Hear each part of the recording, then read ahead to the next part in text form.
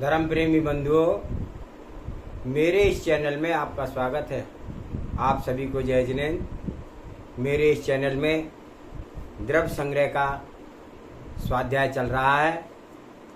आप सभी से अनुरोध है कि आप अधिक से अधिक इस चैनल को लाइक करें, सब्सक्राइब करें, शेयर करें और जन जन तक जैन धर्म का द्रव्य संग्रह का स्वाध्याय पहुंच सके। अब तक हमने 16 गाथाओं का स्वाध्याय किया। 13 गाथाओं में हमने जीव का स्वाध्याय किया और अब अजीव तत्व का स्वाध्याय चल रहा है। स्वाध्याय आरंभ करने से पहले मंगलाचरण करते हैं।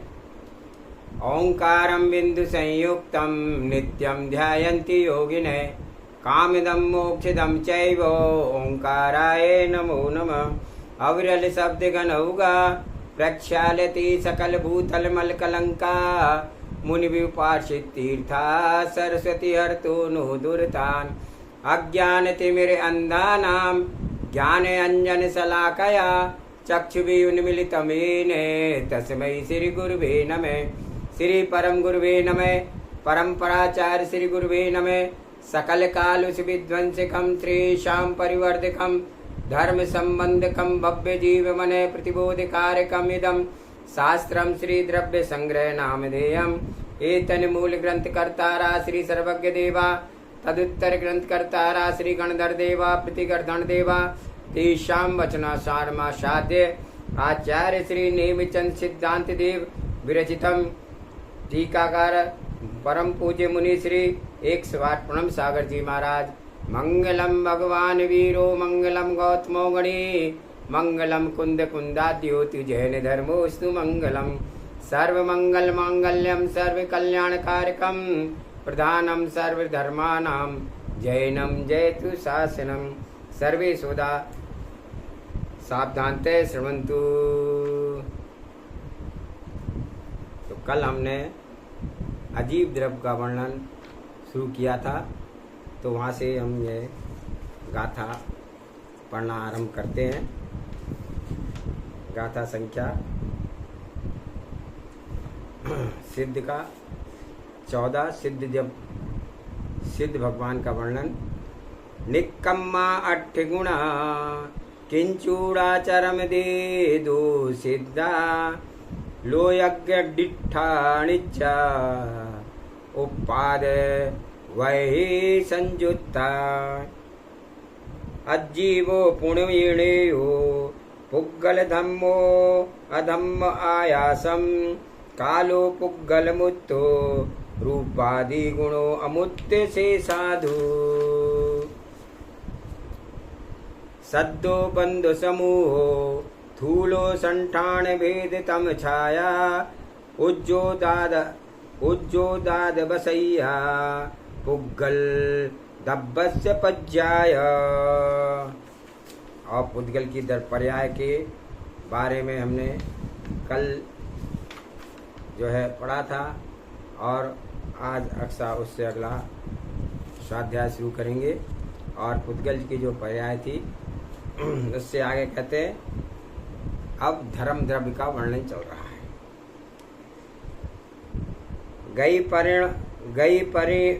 गई परिणयाप धम्मो पुग्गल जीवाण गमस्य यारी तोयम छ मच्छाणम अच्छन्ताम्लेम सोड़े।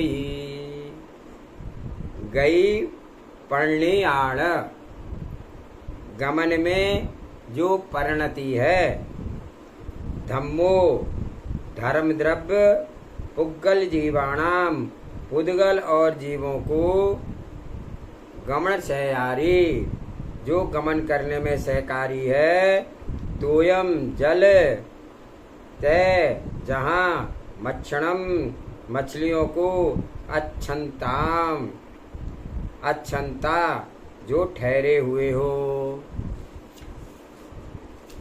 अब इसका भावार्थ कहते हैं कि गति क्रिया में परिणमन हुए पुद्गल और जीवों को गमन करने में जो सहकारी है, जो सहायक है, वह धर्म द्रव्य है। जैसे मछली को गमन करने में सहकारी है क्या चीज? जल। जैसे जल मछली को गमन करने में सहकारी है, सहायक है, किंतु वह नहीं चलते हुए को नहीं ले जाता, अर्थात जल प्रेरक नहीं है, वैसे ही यह द्रव्य प्रेरक नहीं है।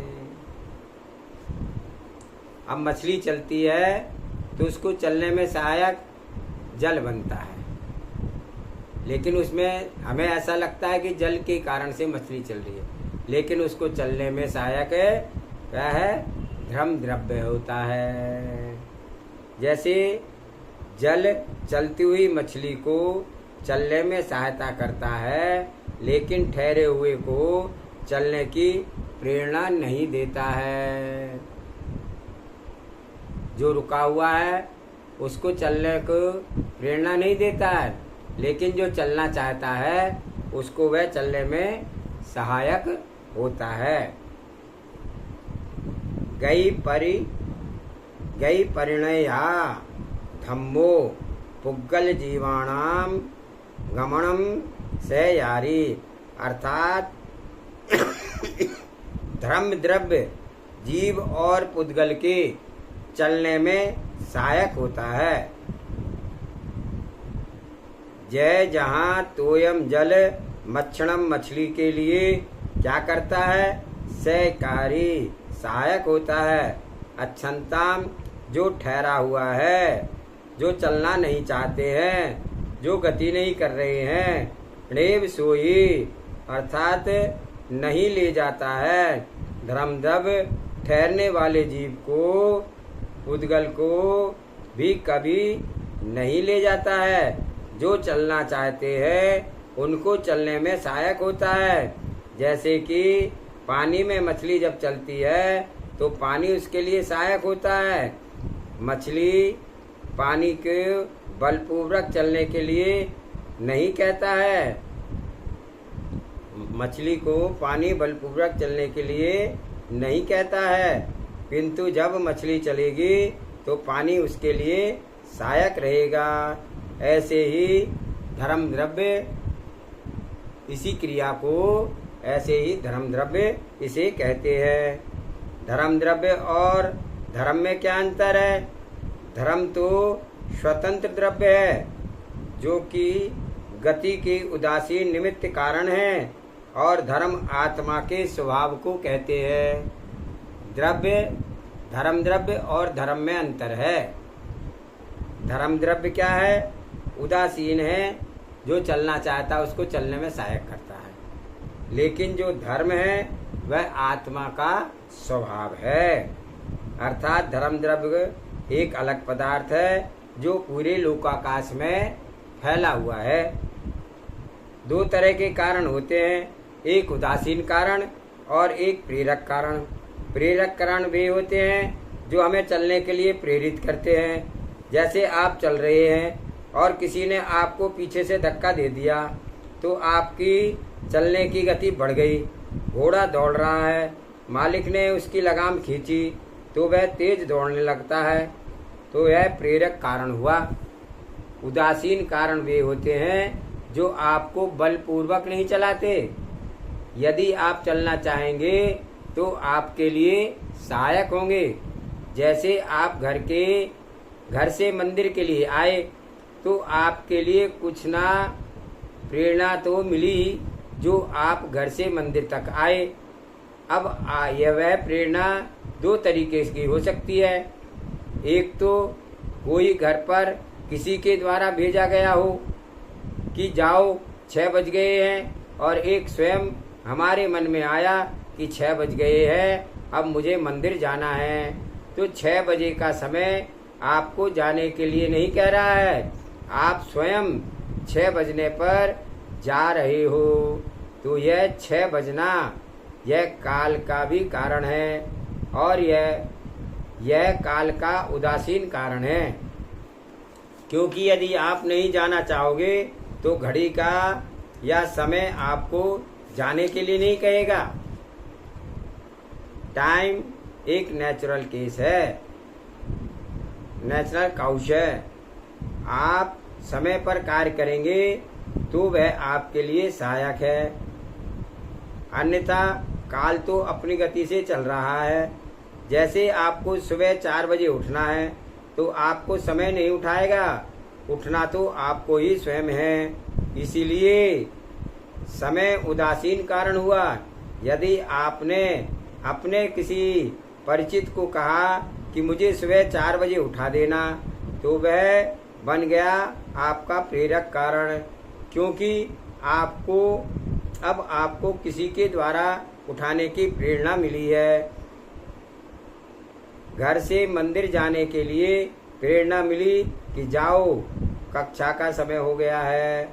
ऐसे ही जब कोई एक व्यक्ति आता है और दूसरा उसको कहता है कि तुम साथ में चलो, बहुत अच्छा ज्ञान मिल रहा है, तो वह दूसरे व्यक्ति के लिए एक प्रेरक बन जाता है, प्रेरणा बन जाता है, प्रेरणा स्रोत बन जाता है। एक कार्य में कोई कारण एक साथ, कई कारण एक साथ होते हैं। जैसे आप मंदिर आए तो घड़ी तो उदासीन कारण हुई और महाराज जी प्रेरक कारण हुए, और कभी कभी केवल उदासीन कारण से भी काम हो जाता है। जब बहुत ज़्यादा मैटर हो जाता है तो उदासीन कारण से भी काम चल जाता है। जैसे रेल की पटरी होती है चलने के लिए, वह पटरी रेल के लिए सहायक है। रेल जब चलेगी तो पटरी सहायक है, नहीं चलेगी तो नहीं है। पटरी रेल को चलने के लिए जबरदस्ती नहीं करेगी। जैसे टीवी पर 20 चैनल आ रहे हैं और आप नहीं खोल रहे हो तो आपको नहीं कहेगा कि आपके टीवी में तो 20 चैनल आ रहे हैं और आप एक भी खोलकर नहीं देख रहे हो। तो आप टीवी खोलोगे तो दिखाई देंगे, नहीं करोगे तो नहीं दिखाई देंगे।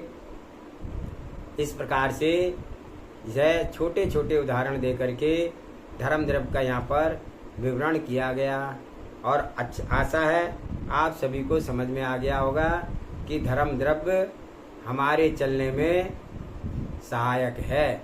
जब हम चलना चाहेंगे तो धर्म द्रव्य के सहयोग से ही हम चल पाएंगे। अब दूसरी गाथा कहते हैं अधर्म द्रव्य का स्वरूप क्या है।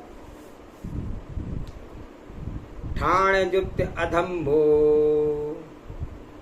ठाण जुदान अधम्भो, पुग्गल जीवाणा ठाण से यारी, छाया जय परियाणम गच्छन्ता रेणसु धरे।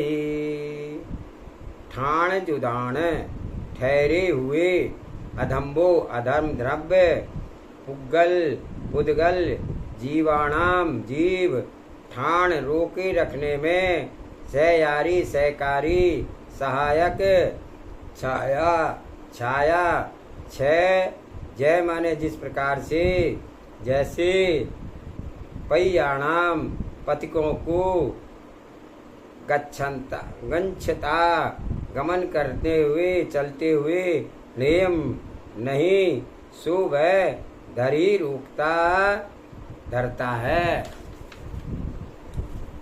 भावार्थ है कि धम्मो अधम्मो अधर्म द्रव्य ठाण जुदान स्थान से युक्त जो पुग्गल जीवाणाम उद्गल और जीव द्रव्य हैं, उनको ठाण रोके रखने में सहकारी है होता है। जहाँ जिस प्रकार से छाया है वो पथिकों को रोकने में सहकारी होती है। छाया कभी किसी को नहीं बोलती कि आप ठहर जाइए, रुक जाइए, लेकिन अगर कोई राहगीर छाया में बैठना चाहता है तो छाया उसे उसमें सहकारी होती है। वैसे ही हम लोग कहीं बैठे रुक गए तो उसमें यह अधर्म द्रव्य सहकारी होता है। कोई भी पुद्गल और जीव द्रव्य के लिए यह सहकारी हो गया तो यह द्रव्य स्वयं में अमूर्तिक है, अर्थात अरूपी है। आपके लिए कभी देखने में पकड़ने में नहीं आएंगे, क्योंकि इनमें स्पर्श रस गंध की कुछ भी नहीं होता है। तो ऐसे ये अरूपी द्रव्य हैं। इन अरूपी द्रव्य को आप शास्त्रों के द्वारा, आगम के द्वारा ही समझ सकते हैं। इनको अपनी श्रद्धा में रख सकते हैं। गच्छन्ता णेव सुधरी, अर्थात जो चल रहे हैं उनको बलपूर्वक भी नहीं रोकता। जैसे धर्म द्रव्य रुके हुए को चलाता नहीं है, वैसे ही अधर्म द्रव्य चलते हुए को रोकता नहीं है। जीव या पुद्गल किसी भी प्रकार की गति करेंगे या ठहरेंगे, उसमें ये दोनों द्रव्य सहायक बनेंगे। इसलिए ये उदासीन कारण के रूप में जाने जाते हैं। जैसे सर्दी में धूप सहायक है, लेकिन धूप नहीं कहेगी कि आप बैठो। आपका मन हो तो बैठ जाओ, नहीं हो तो मत बैठो। तो अधर्म द्रव्य का स्वरूप है, जैसे वृक्ष ठहरे हुए जीव या पुद्गल को ठहरने में सहायता करता है, लेकिन चलते हुए को ठहरने की प्रेरणा नहीं देता है। इसी तरह से धर्म द्रव्य और अधर्म द्रव्य अथवा अधर्म द्रव्य और धर्म द्रव्य में अंतर जानना चाहिए। ये धर्म और अधर्म द्रव्य है, और वे धर्म और अधर्म आपके मन के भाव होते हैं। जो इन द्रव्यों का श्रद्धान करता है वही सम्यक दृष्टि कहलाता है। एक तो धर्म द्रव्य और अधर्म द्रव्य, ये क्या है?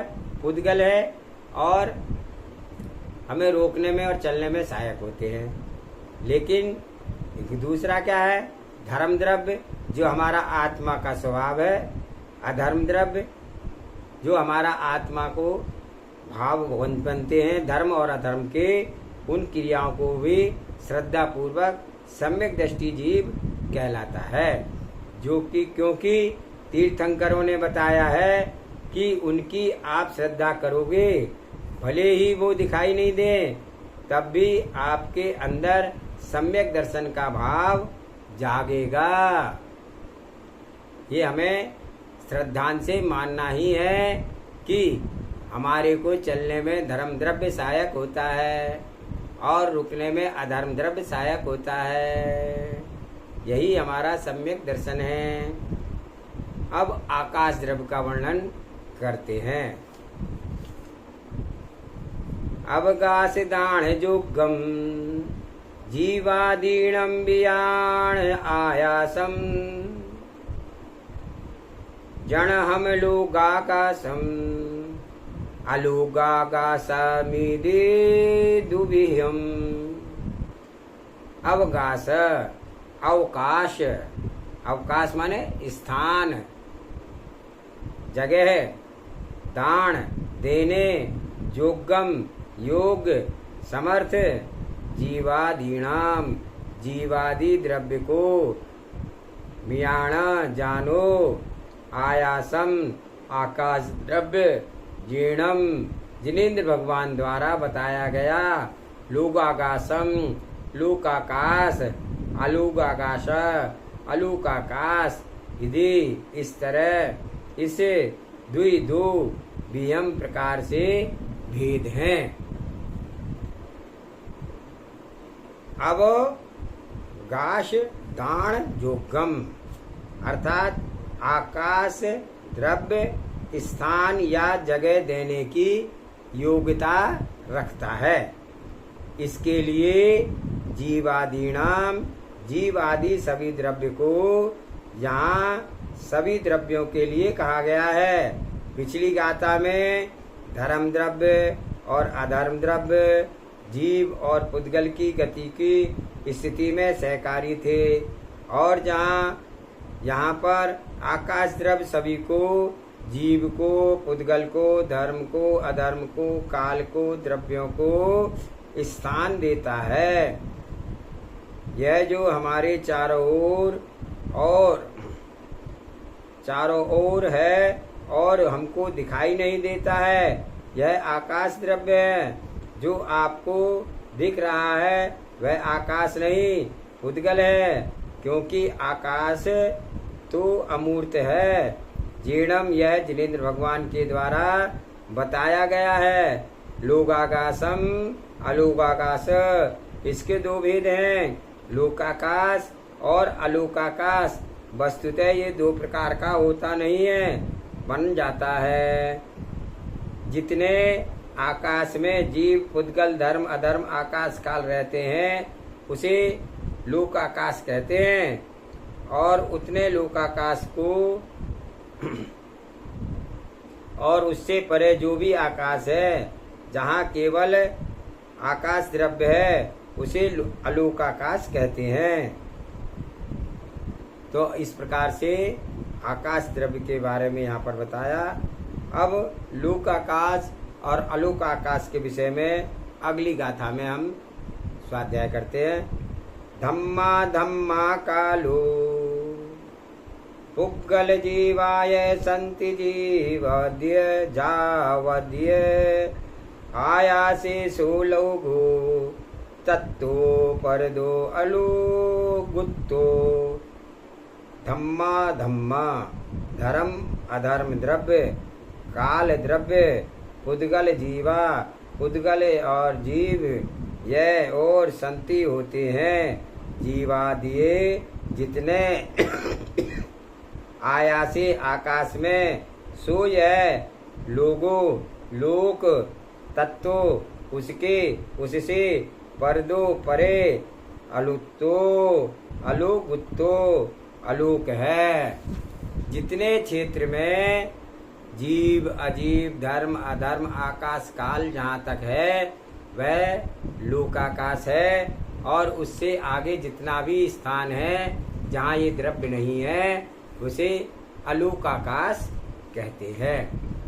धर्म अधर्म काल पुद्गल और जीव, ये 5 द्रव्य जितने आकाश में होते हैं उसे लोकाकाश कहते हैं। और उसके आगे अथवा उससे परे अलोकाकाश कहते हैं। आकाश के जितने भी भाग में जीव आदि 6 द्रव्य पाए जाते हैं सो लोकाकाश कहलाता है।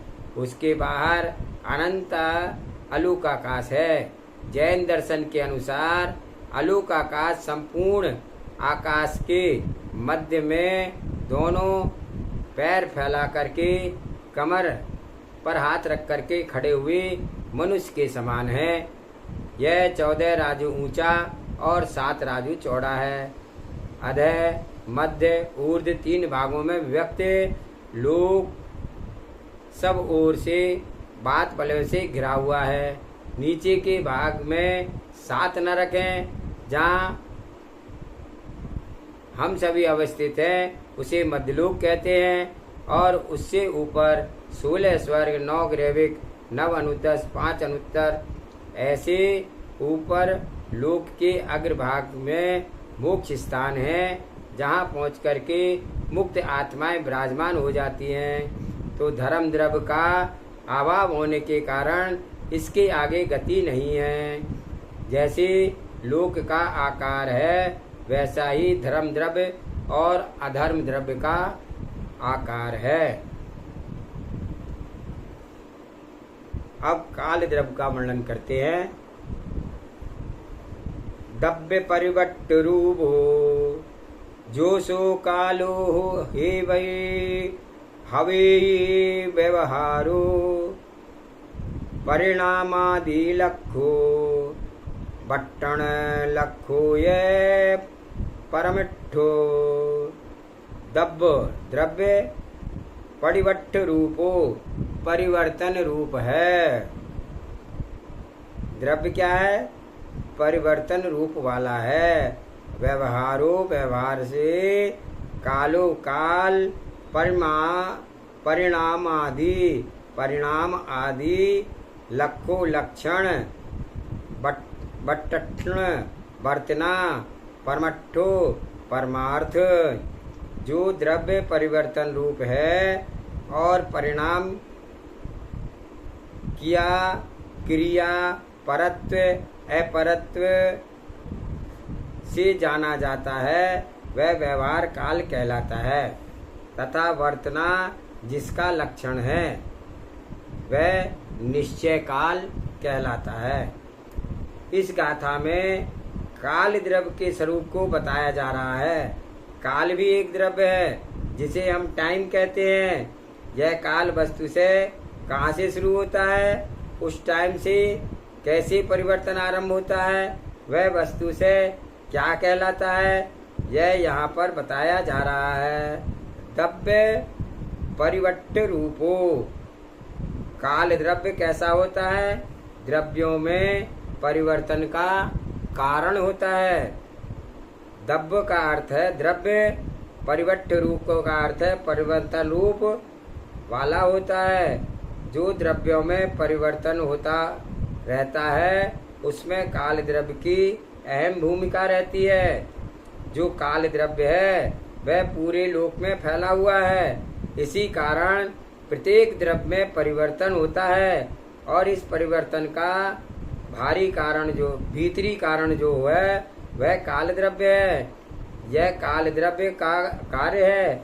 जैसे लोकाकाश में अन्य द्रव्य भरे हुए हैं वैसे ही काल द्रव्य एक है, लेकिन वह हमें दिखाई नहीं देता है।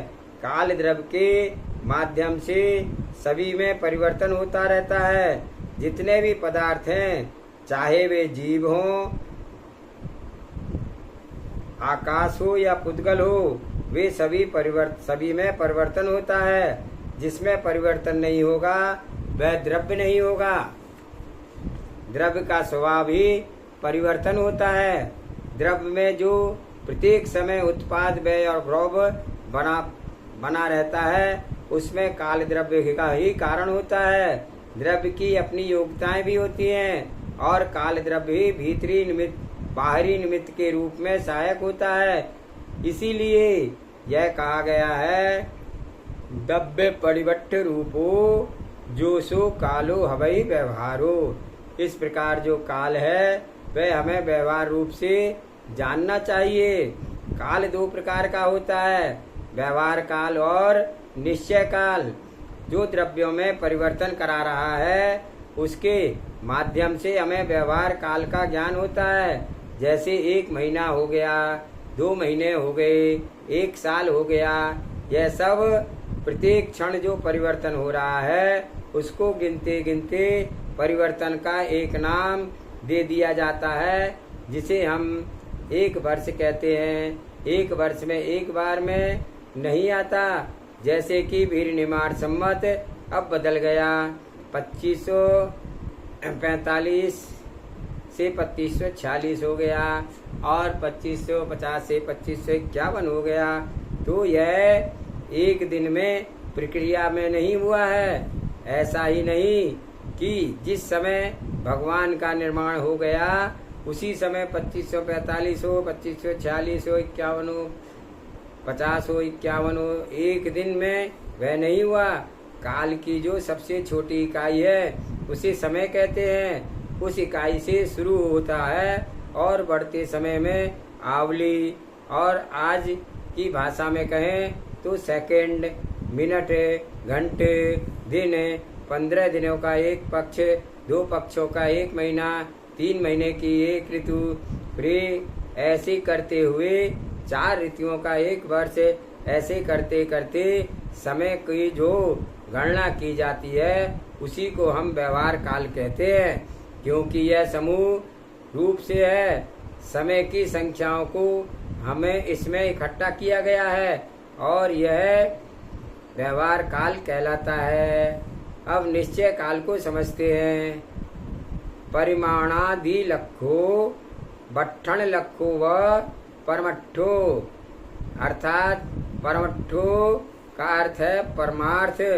परमार्थ भूत जो निश्चय काल है वह परिणाम आदि लक्षण वाला है, जो समस्त द्रव्यों में सूक्ष्म परिवर्तन के लिए कारणभूत है। उसे परिणाम कहते हैं। परिणाम का अर्थ है परिणमन।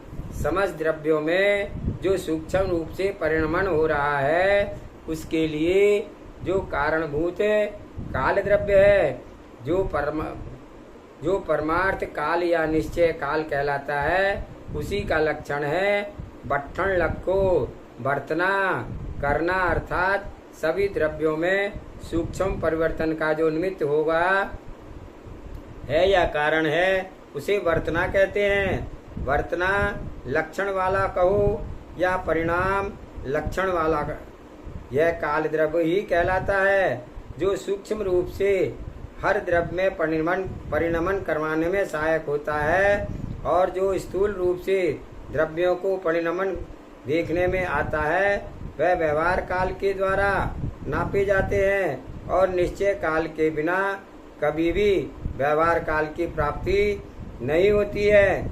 वर्तमान में विज्ञान ने समय की खोज नहीं की है। विज्ञान समय के विषय में कुछ नहीं जानता है। समय कब से शुरू हुआ, क्यों शुरू हुआ, सृष्टि को विज्ञान जब से मानता है उससे पहले समय था या नहीं था, उसके विषय में किसी को कोई ज्ञान नहीं है। जिसने घड़ी का आविष्कार किया वे समय के आविष्कारक हो गए। समय का कोई इन्वेंशन नहीं होता है, समय तो हमेशा चलता ही रहता है। समय की कभी कोई शुरुआत नहीं होती है, इसलिए हम हमेशा उसे इंग्लिश में बिगिनिंग लेस टाइम कहते हैं। संसार कब से चल रहा है उसकी कोई बिगिनिंग नहीं है। प्रत्येक द्रव्य को जो संसार में है वह अनादि से है। सभी आत्माएं भी अनादि से हैं, इसलिए अनादि काल से चले आ रहे इस समय को हम किसी भी रूप में गणना करते हैं वह व्यवहार काल हो जाता है। और जो हर द्रव्य में प्रत्येक समय सूक्ष्म परिवर्तन होता रहता है और उसी परिणाम आदि के द्वारा देखने में आता है वह सभी निश्चय काल ही कहलाता है। इस तरह से निश्चय काल द्रव्य रूप में है, निश्चय काल के द्रव्य के रूप में है और व्यवहार काल उस द्रव्य की पर्याय की गिनती के रूप में जाना जाता है। यह पर्याय जिसे हम गिन सकते हैं काल की सबसे सूक्ष्म यूनिट है और वह समय कही जाती है।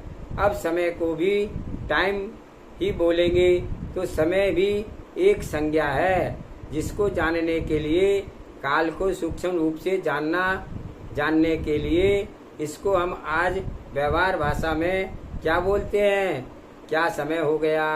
अतः हमने उस समय का बहुत स्थूल रूप बना रखा है, जबकि जो समय है वह जैन दर्शन के अनुसार काल की सबसे सूक्ष्म इकाई है।